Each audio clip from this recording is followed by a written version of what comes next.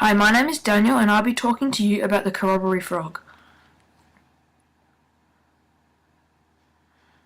What is the scientific name for the Corroboree frog? Pseudophone corroboree. Great.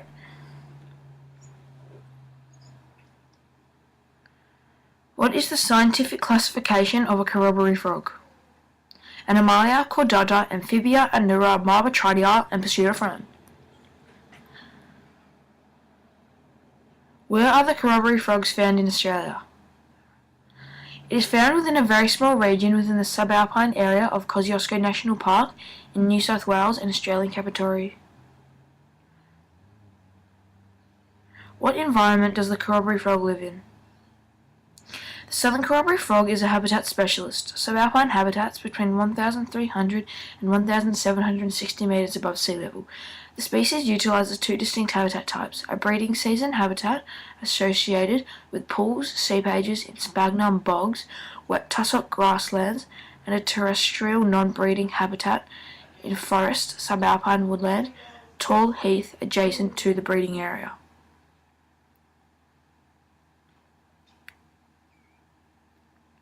What role does the Corroboree frog have in the ecosystem? The Corroboree frog plays a minor part in the wetlands ecosystem. The frog is classified as a secondary consumer, but young ones, or scientifically known as the tadpole stage, is a primary consumer because it feeds on algae.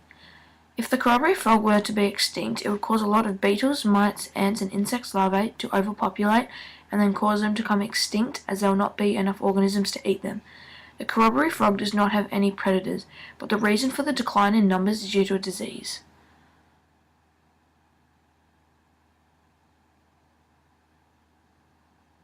Three effects in the food chain if the Corroboree frog goes extinct. 1. There would be an increase in the population of primary consumers such as ants, beetles, bites, and insect larvae. 2. There would be a lack of food for certain types of birds in Kosciuszko National Park. 3. There would also not be enough food for snakes, lizards, birds, and some other secondary consumers. 3 descriptive reasons why the Corroboree frog is under threat. 1. The primary cause of the decline in southern Corroboree frog is Chytromatosis. This fungus has caused the disappearance of many species around the globe, especially in Central America and Eastern Australia. Climate change is another major reason why the species is dying off.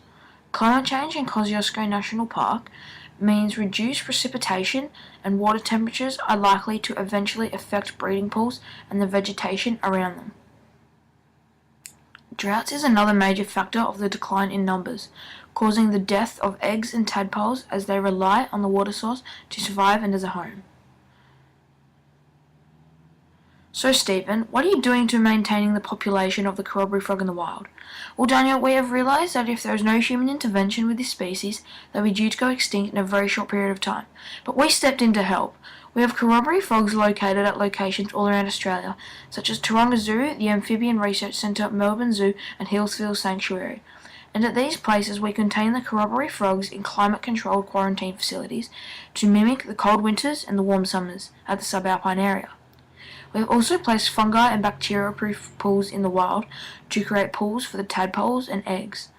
Just at Melbourne Zoo and Taronga Zoo alone, they have produced over 1,400 fertile eggs in the last 12 months. Well, that's just fantastic, isn't it, Stephen? Hey, I'm Bob. You have just finished watching a movie about Daniel learning about the highly endangered Australian species called the Corroboree frog. I hope you have learned a lot about this species, as I have most definitely, and make sure this doesn't happen to any other animals. One last thing, watch where you step the next time you're in Kosciuszko National Park. Thanks for watching. Created using Powtoon.